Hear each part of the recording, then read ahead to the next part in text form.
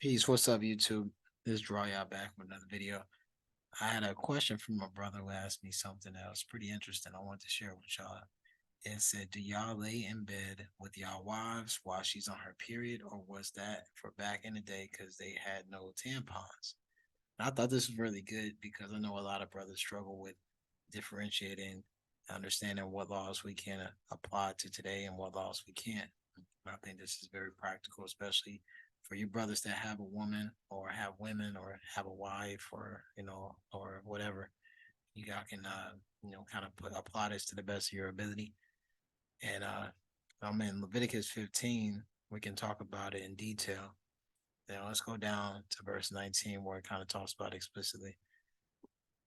So it says, if a woman have an issue and her issue in her flesh be blood, she shall put it apart 7 days, and whoever touches her, her shall be unclean until the evening. And everything that she lies upon in her separation shall be unclean. Everything also that she sits upon shall be unclean. Now it's implied that because of the menstrual blood, whatever she's laying down on, whatever she's sitting down on, is being contaminated by blood. And that's not necessarily the case because even at that time, they did have what we would call a tampon. The ancient Egyptians had a fabric that they used as like a kind of like a throwaway tampon that they would use to kind of help soak up the blood. So there's not a modern thing. So it wasn't like the woman was just bleeding down to her thighs and her ankle. Uh, they had loincloths, they had things that they could cover, but it definitely wasn't as advanced as we had it right now. But they were able to kind of keep themselves, appropriate. But yeah, there are some things that were separated, and I'm going to get into why the Bible talks about it being a little bit more separate because at the ancient times, menstrual blood was seen as a more sacred thing rather than a thing of shame or not good, like unclean thing. So let's go.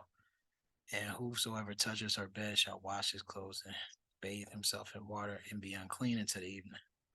And whosoever touches anything that she set upon shall wash his clothes and bathe himself in water and be unclean until the evening.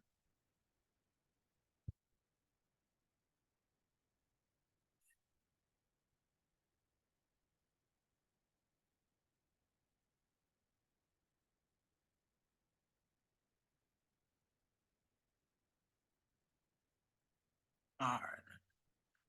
This is the article I found. This is about early history, menstruation, menstrual hygiene, and women's health in ancient Egypt. It's kind of hard to find, but let's get into it.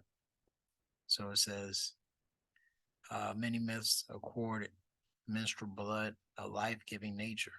Some South American Indians, for instance, thought that all mankind was created out of moon blood. The Mesopotamian mother goddess Ninsursag was said to make men out of loam in her blood of life. She taught women to make loam dolls for use in conception spell by painting them with their menstrual blood. In the Bible's Genesis, the name Adam is derived from Adama, which can be translated as bloody loam and actually means the earth, the ground. Adama means ground. Adam comes from Adama, it comes from the ground. They're trying to associate that because in the ancient time, there was a worship of the mother goddess, and one of the things was her menstrual blood was seen as sacred. Like I said, in the Bible, the menstrual blood is seen as unclean, and an ancient word in pagan with these other nations, they saw it as a sense of worship, a sense of sacred divineness. And that's why they're trying to associate it with the bloody law. And even like let's read on. Many associate the moon with menstruation. The Babylonians, Romans, Indians, and Muslims based their calendar system on the lunar calendar on the lunar year. And even in the Quran, with Muslims, they say that Adam was created from a blood, like it was like a clot of blood or something like that. Because even in Islam, even though it's a little bit more stricter in the woman's behavior and her dress, the Islamic religion comes from the pagan mother goddess systems. Allah was the moon goddess, the lunar goddess, and Allah was the god of the the Arabians or the Nabateans, and he had three daughters. So that's really where Islam comes from, but that's a whole different discussion. But let's keep going because it's going to talk about a little about like women's health and stuff. So let's go right here. The first case I talk about here comes from Papyrus Kahun, which was written during the Middle Ages period, ca 1850 BCE, and it starts with a diagnostic history that suggests that a physical examination as well as a description of symptoms have already taken place. Medicine for a woman whose eyes are bad so she cannot see and whose neck hurts, then you should say this is material in her eyes overflowing from her uterus. Then you should do the following against it. You should expose her to the vapor of frankincense and fresh oil. You should expose her vulva to these vapors. You should expose her eyes to the vapor of areola thighs. Then you should see that she eats fresh donkey. The donkey was often put on the level or in that incorporation of evil. The god Seth eating his liver symbolized the weakening of the extermination of the god. Uh, let's go.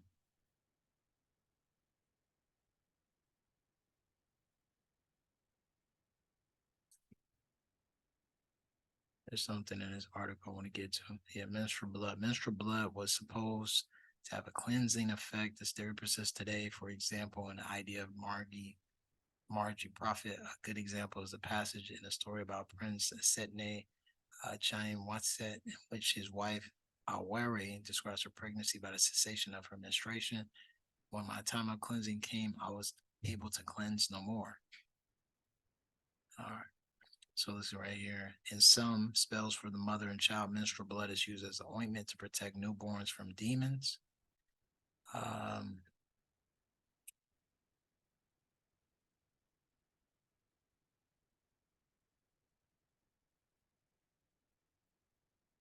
some medical texts obviously contain contraception remedies. Perhaps not all had been successful, but the insertions of a substance like honey or crocodile dung into the vagina could have effectively blocked the male semen because of thick consistency. Yeah, no, this stuff that's going on in Egypt, kind of gross. Uh, where did it go? Menstrual hygiene. Up to now, there have been no artifacts showing any sort of menstrual hygiene in ancient Egypt, but there's a laundry list for from which some of researchers infer the existence of a pad, a belt, and tampon-like items, but translating from the list is a tough job. Today, about 95% of the hieroglyphs are translated. For the rest, researchers try to translate from the context. Uh,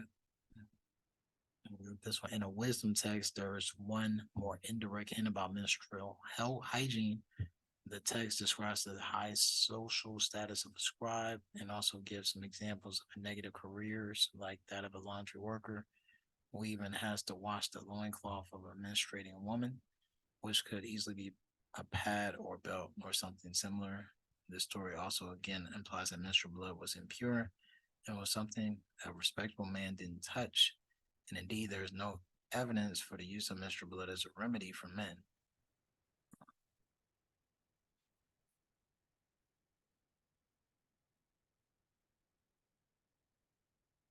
Uh, Nevertheless, it's generally assumed that ancient Egyptian women fashioned a kind of throwaway tampon, probably from papyrus or other grass. And during the Roman era, cotton probably took the place of these materials, which is also today's component of that kind of menstrual hygiene.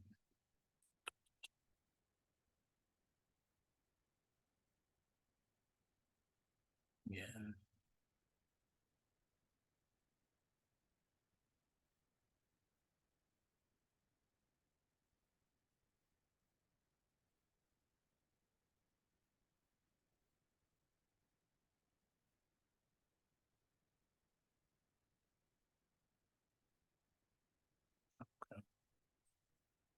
All right. Yeah, that's an interesting article, man. I had to say a little bit for more later.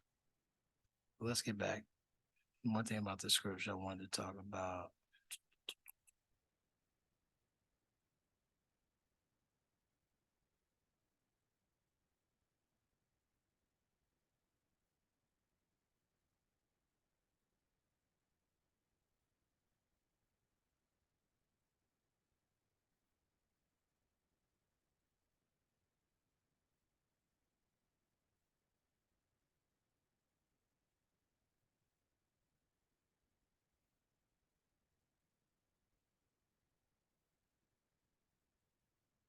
Here it is, verse 24. If a man lie with her at all, and her flowers be upon him, he shall be unclean 7 days, and all the bed whereon he lies shall be unclean.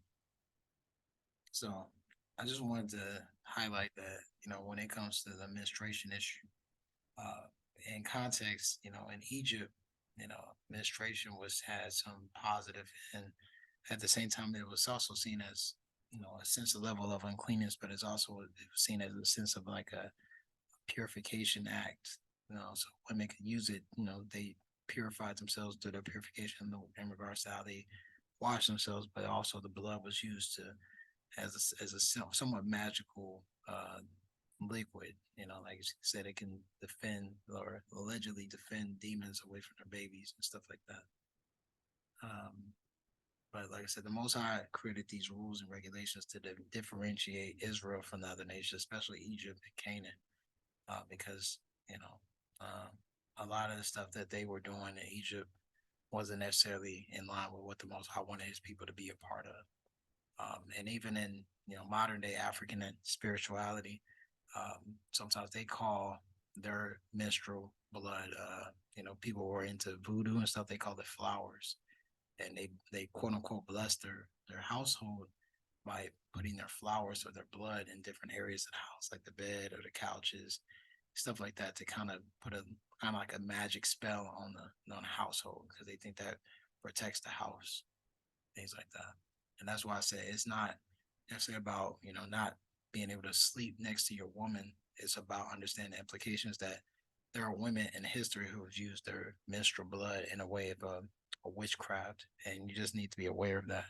And that's why you may notice that your woman or women you've dealt with in the past, they sometimes have some emotional instability, or they just have attitudes or things like that around that time period, because there's a spirit that comes along with that menstruation period. And like I said, there are some women who use that to try to manipulate men in regards to putting period blood in their food or in their tea and things like that. So the law is supposed to help you understand how things are supposed to be and how things go. So ideally, if you have the resources, it'd be nice if you were able to separate yourself from your woman in that time period, and kind of let her not do a lot of those household work and tasks. Let her recovery, recuperate. Don't let her do a lot of things. But at the same time, practically it's not really that easy to do that. So I say, in the most part, you just kind of have to bear that uncleanness with your woman, and just make sure you wash yourself, wash your clothes. But like I said, it's a deeper spiritual meaning to this question. But I thought it was a great question. But brothers, just be careful out here. All right.